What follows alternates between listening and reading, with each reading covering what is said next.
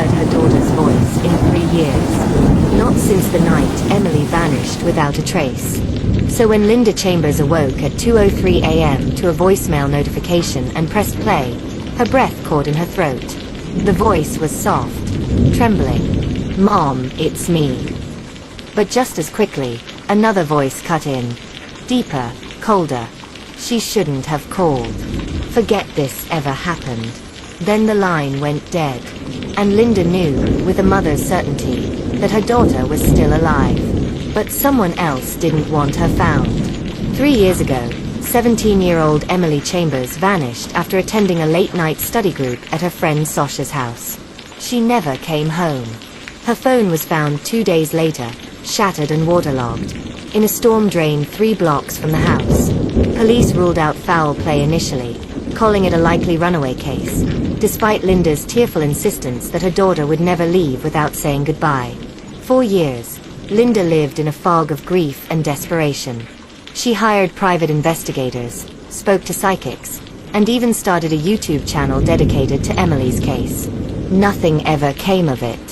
Emily had disappeared without a trace. Until that night. The message was only 8 seconds long. It began with static, then Emily's voice. Faint, distorted, but unmistakably hers. "Mom, it's me.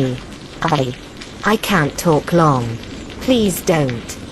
Then suddenly, a male voice cut in. Calm, measured, and completely unfamiliar. "She shouldn't have called.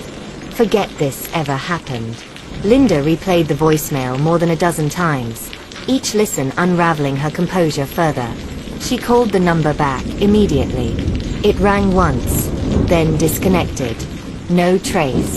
Linda took the voicemail to the police the next morning. At first, they were skeptical.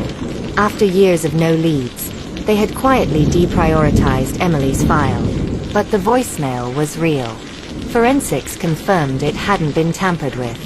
The number was a burner, purchased at a convenience store in a remote part of upstate New York. Something about the call, and the man's voice, troubled one of the detectives, a young officer named Daniela Reyes.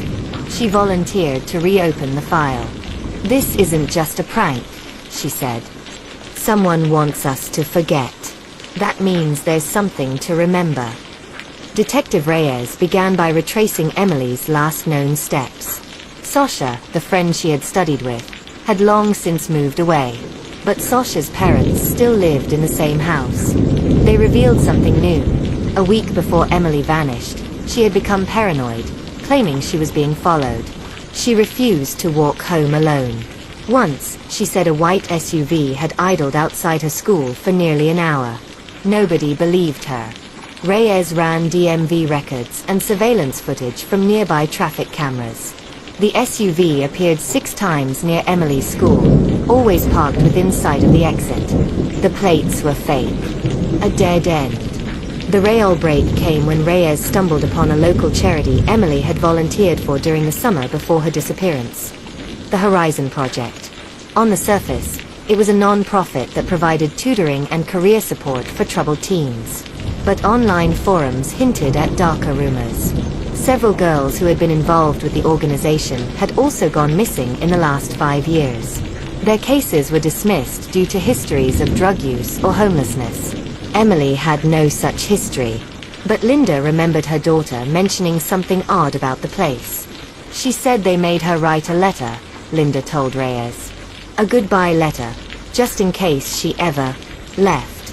She said it was part of their emotional preparedness training. 2 weeks into the reopened investigation, a tip came from a trucker who had watched a video on Linda's YouTube channel.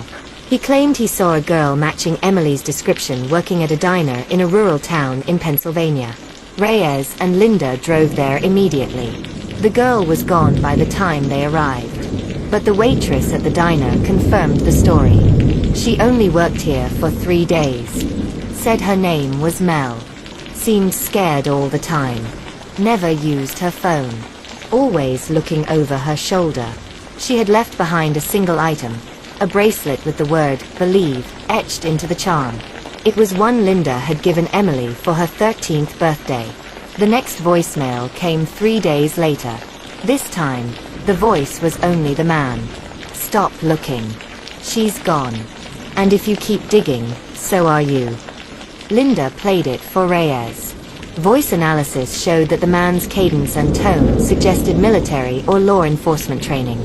The Horizon Project, it turned out, had been founded by a retired intelligence officer named Clark Devlin. Devlin had gone off the radar 2 years earlier. No known address. No public appearances. Reyes pulled every favor she could and eventually traced financial records to a secure property in Vermont. Reyes and local police obtained a warrant and raided the Vermont compound. What they found was worse than anyone imagined. It wasn't just a home. It was a re-education center. Girls from troubled backgrounds had been brought there, brainwashed, and trained for various roles in private intelligence networks. Many had false identities and were planted across the country.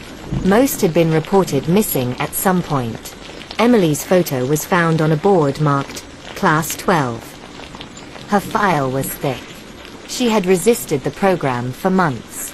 Attempted escape 3 times. Then finally broke. But there was no sign of her at the compound. 6 weeks after the raid, Linda got a package. No return address. Inside was a burner phone, and a note. I'm sorry. I can't come home yet. But I'm alive. Please stop looking. You're in danger.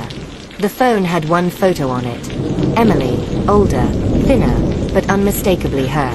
She was sitting on a park bench, eyes locked on the camera, as if begging her mother not to try to save her. The case is still technically open. Linda updates the YouTube channel weekly, sharing every detail and new lead. She doesn't know where Emily is, or who still has control over her.